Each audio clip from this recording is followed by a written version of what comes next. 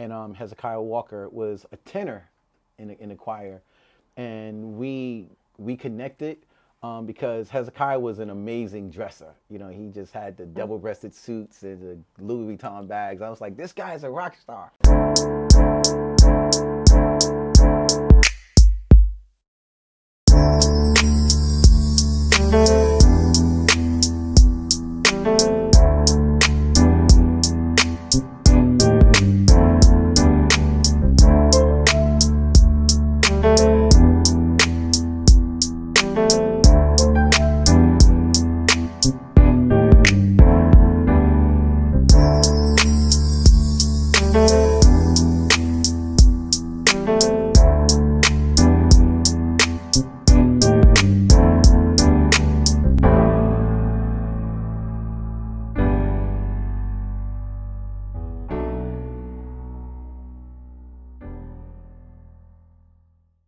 Welcome back to part 2 of the Foxworth Theory.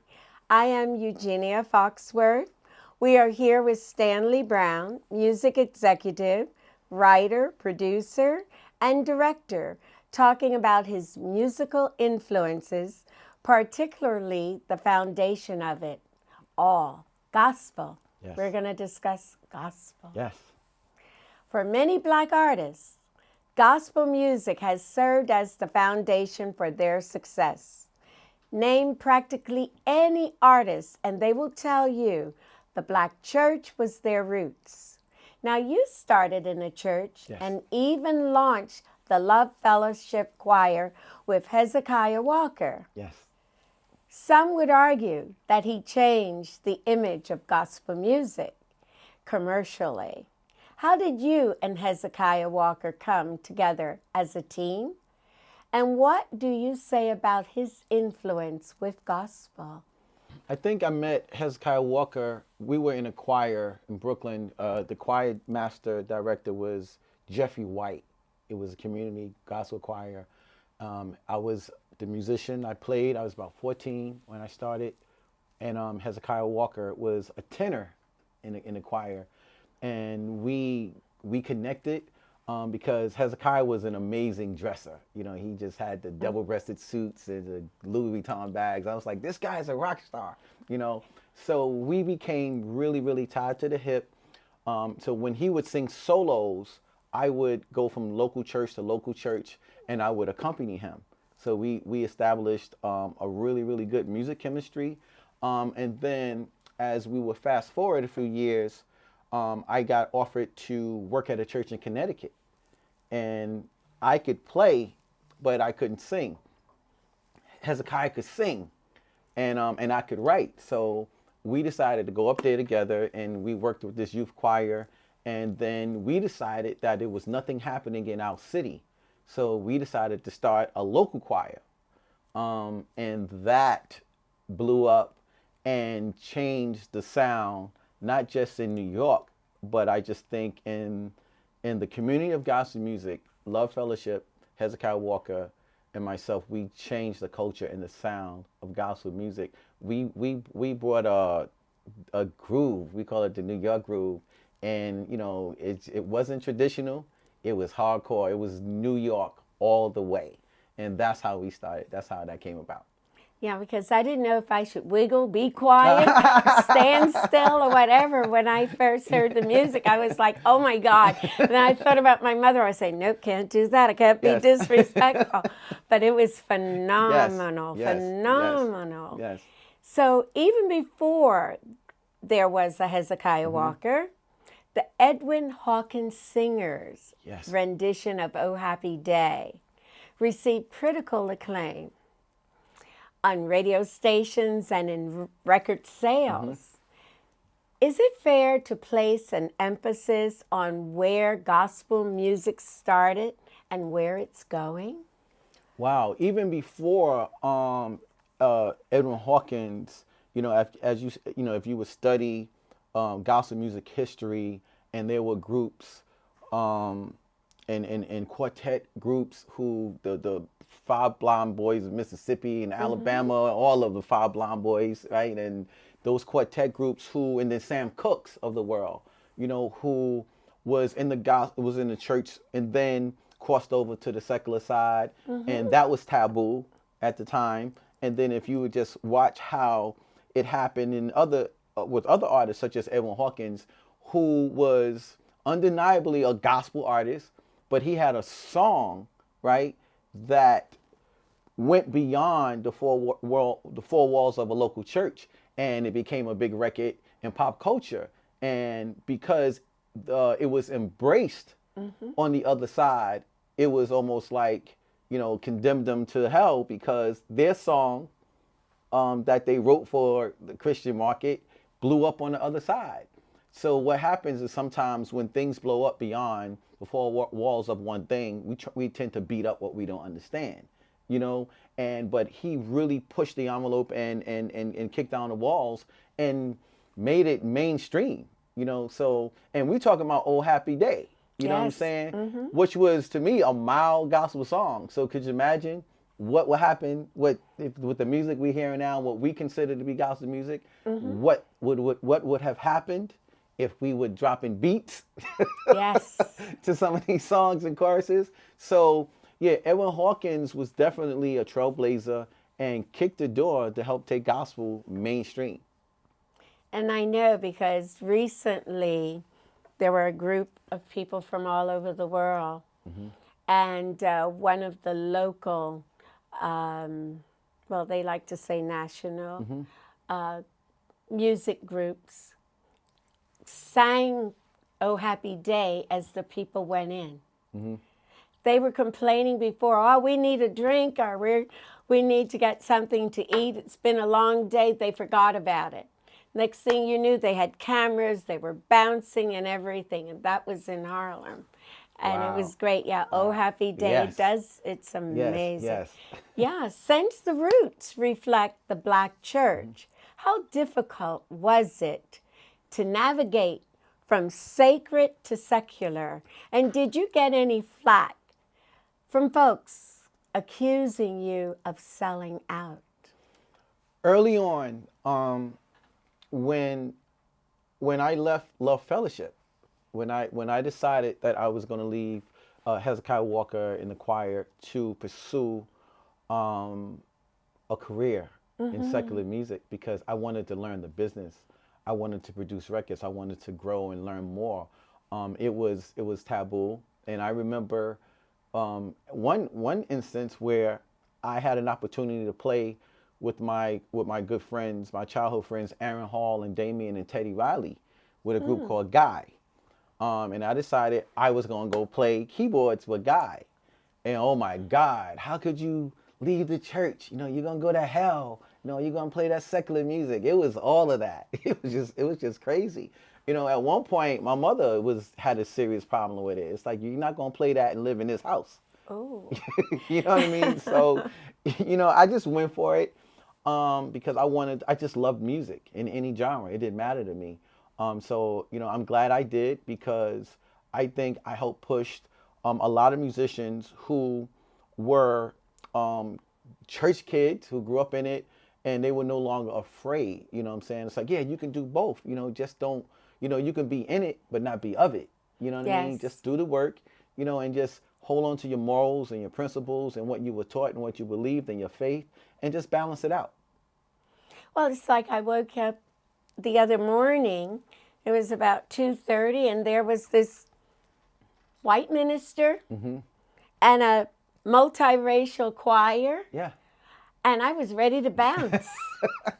So, I mean, it's something. I mean, I would have been bounced out of the window years ago. Yes. So I understand you're lucky to be here. Yes, absolutely. And we're lucky to have had you here. Yes. We're going to take a short break now, and we'll be back in just a moment.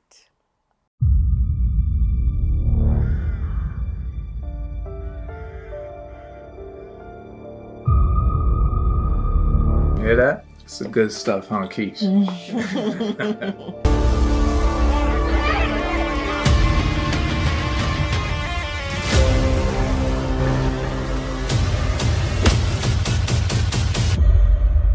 We gonna get to the bottom of this shit tonight. Now, Stanley, you were quite successful working with Christian and gospel figures like T.D. Jakes, Yes. Shirley Caesar, B.B. Winans, Karen Clark-Sheard. Mm-hmm. In fact, you signed T.D. Jakes his first recording contract, Yes.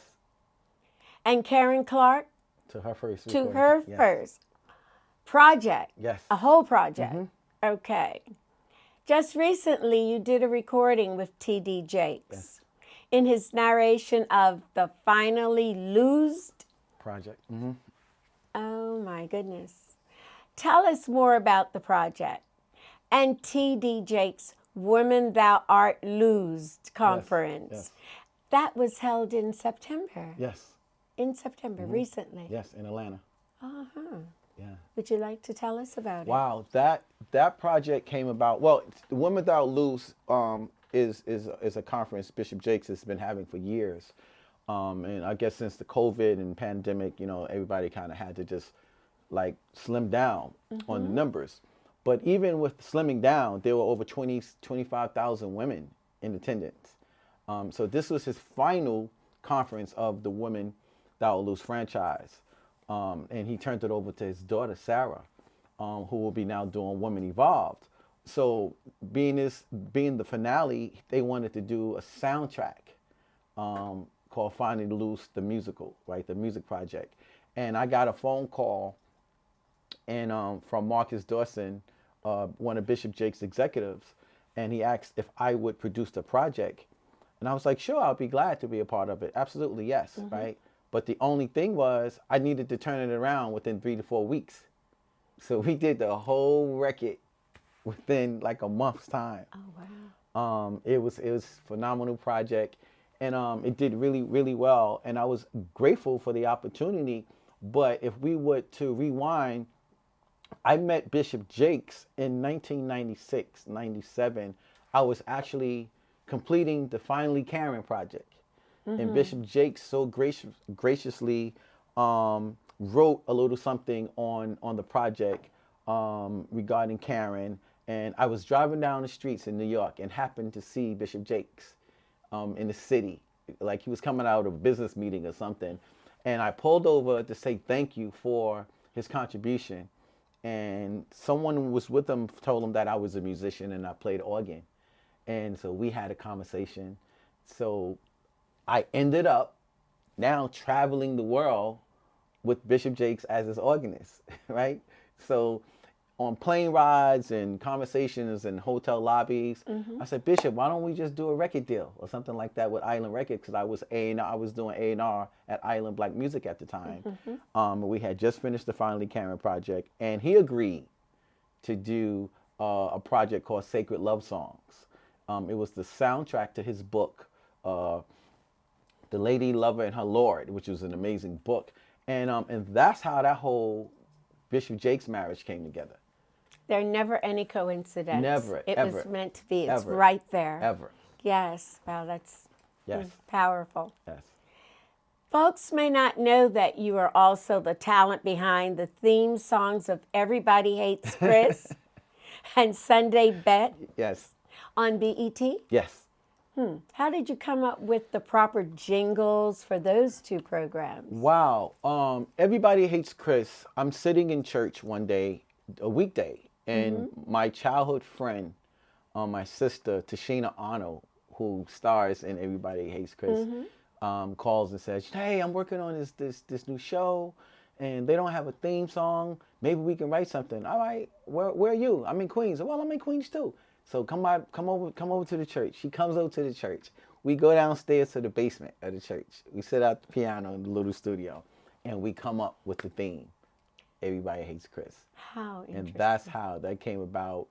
And Sunday Best, I was asked to serve as the musical director for season 3 of Sunday Best, and they didn't have a theme song. So the executive producers asked me to come up with a theme song, and I went in the studio and we wrote the theme song for Sunday Best. That is great. Everything. You once you began, Yeah. It never stopped. Yeah, to this day, I'm grateful. Oh, yes, yes.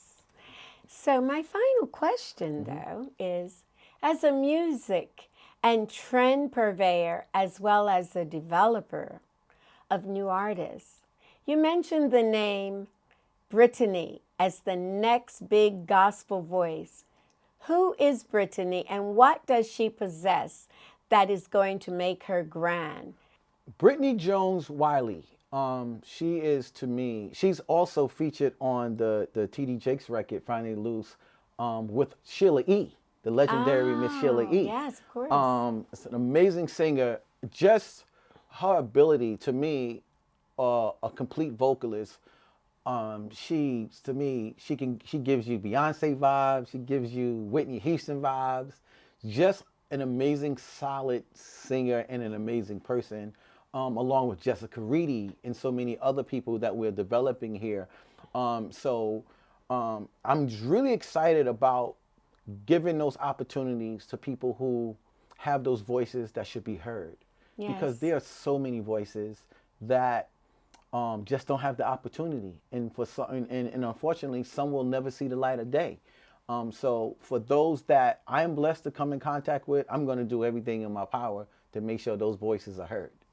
And they probably will come in your direction. Yes.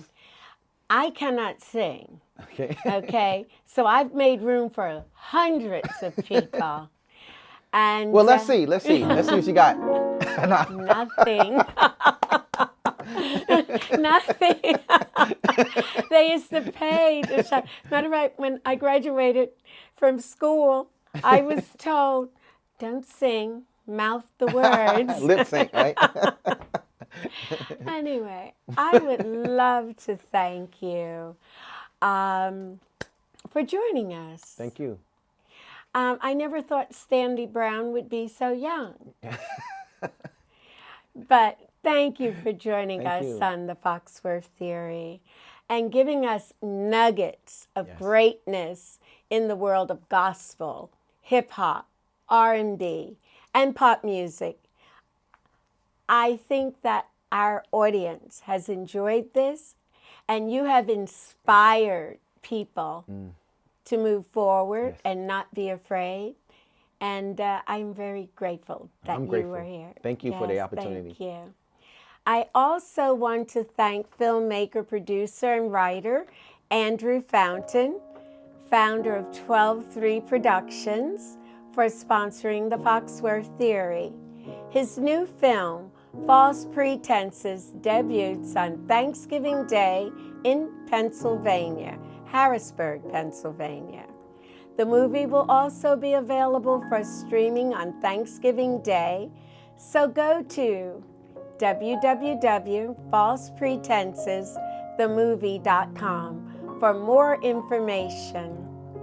The Foxworth Theory airs Tuesdays and Thursdays at 9 p.m. I am Eugenia Foxworth. Thank you for watching. Travel safely.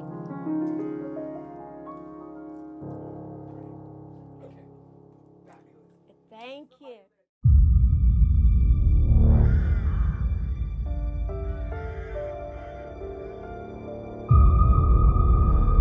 You hear that? It's the good stuff, huh, Keith?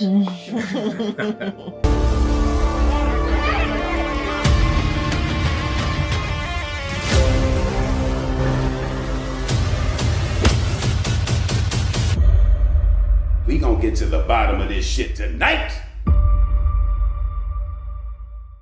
Hi, this is Eugenia Foxworth. Thank you so much for tuning into the Foxworth Theory. We are celebrating going into our 3rd season. Can you believe that? We are opening our doors to sponsorships for the Foxworth Theory. For more information, go to thefoxworththeory.com or email us at PR@thefoxworththeory.com. Thank you.